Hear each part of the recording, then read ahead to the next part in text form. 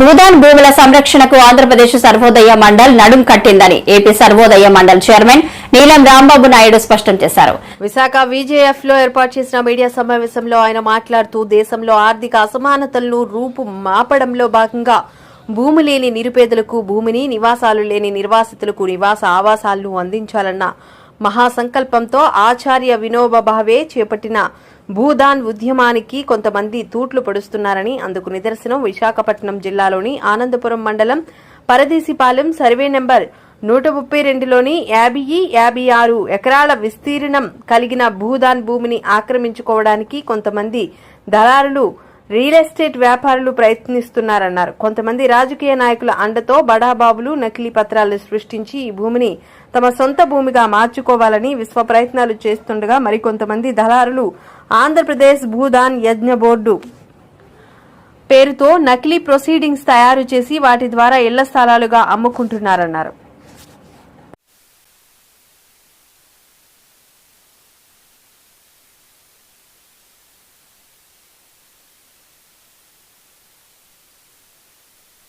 ఇప్పుడు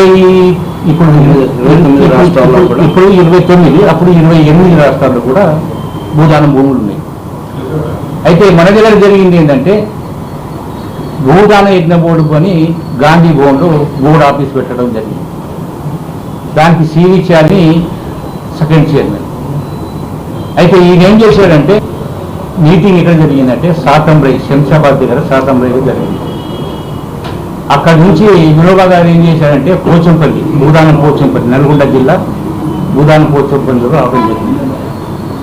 అక్కడ ఎస్సీ కుటుంబాలు 40 కుటుంబాలు ఉంటే వాళ్ళ దగ్గర పోయి వినోబా గారు మీటింగ్ పెట్టడం జరిగింది.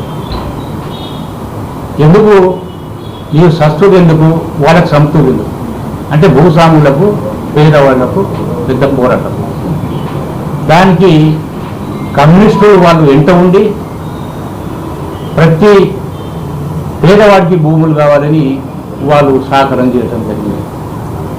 అయితే దానికి ప్రతిరోజు భూస్వాములు, ఇక్కడ పేదవాళ్ళు రక్తపాతాలు జరుగుతుంటే వినోబా గారు ఏం చూపించారంటే ఎందుకు మీరు రక్తపాతాలు చేస్తున్నారు దేని గురించి అంటే, అయ్యా మాకు భూములు లేవు అంటే, ఎంతమంది భూములు లేవంటే మా 40 కుటుంబాలు ఉన్నాయి, 40 కుటుంబాలకు భూములు లేవని చెప్పడం జరిగింది.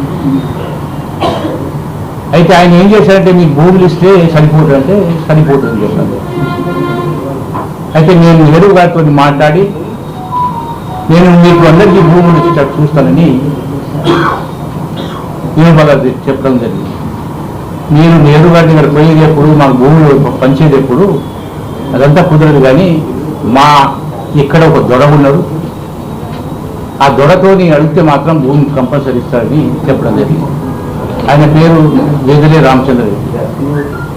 ఆ రామచంద్ర రెడ్డిని పిలిపించి అయ్యా ఇక్కడ సంగతి మన ప్రజలంతా కోరుకుంటున్నారు, 40 కుటుంబాలు ఉన్నాయి, 40 కుటుంబాలకు 2 ఎకరాల చొప్పున 80 ఎకరాల భూమి అవుతుంది, మీరు ఇవ్వగలుగుతారా అని చెప్పడం జరిగింది.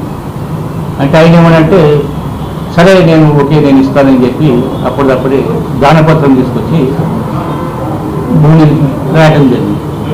ఈ భూదానం భూములు ఎవరు చెందాలంటే భూమి లేని నిరుపేదలు చెందాలి, ఇల్లు లేని నిరుపేదలు చెందాలి. అయితే అక్కడి నుంచి మొదలు పెట్టుకుంటే పాకిస్తాన్, బంగ్లాదేశ్ వరకు అప్పుడు ఉమ్మడి దేశం ఉన్నప్పుడు, మన ఇండియా ఉన్నప్పుడు అక్కడి వరకు ఈయన ఇదే మార్గం మంచిగుంది, ఈ పోరాటం కంటే ఈ రక్తపాతం కంటే ఇదే మార్గం మంచిగుందని వినోబా గారు ఏం చేశారంటే ప్రతి ఎవరైతే భూస్వాములు ఉన్నారో ఆ భూస్వాముల దగ్గర పోయి అయ్యా పేదలకు భూమిని ఇవ్వండి అని కొన్ని లక్షల ఎకరాల భూమి సేకరించడం జరిగింది. అయితే దానికి ఒక బోర్డు, భూదాన యజ్ఞ బోర్డు పెట్టడము అని వినోబా గారు ప్రపోజ్ చేయడం జరిగింది. చేసిన తర్వాత వినోబా గారేమో ఆ భూముల పంచాయతీలో ఉంటే ఇక్కడ ఉన్న మన ఇక్కడ ఆంధ్రప్రదేశ్లో కాకుండా సర్వోదయ మండలి మా కమిటీ యొక్క ముఖ్య లక్ష్యం ఏంటంటే ఆంధ్రప్రదేశ్ సర్వోదయ మండలి యొక్క ముఖ్య లక్ష్యం భూదాన్ భూములను సంరక్షించుకుంటూ నిరుపేదలకి వినోబా భావే గారి ఆశయాలకు అనుగుణంగా నిరుపేదలకు అందించడమే మా లక్ష్యం అండి. దానికి మీరు కూడా సహకరించాలి, మీడియా పరంగా సహకరించాలని కోరుకుంటున్నాం.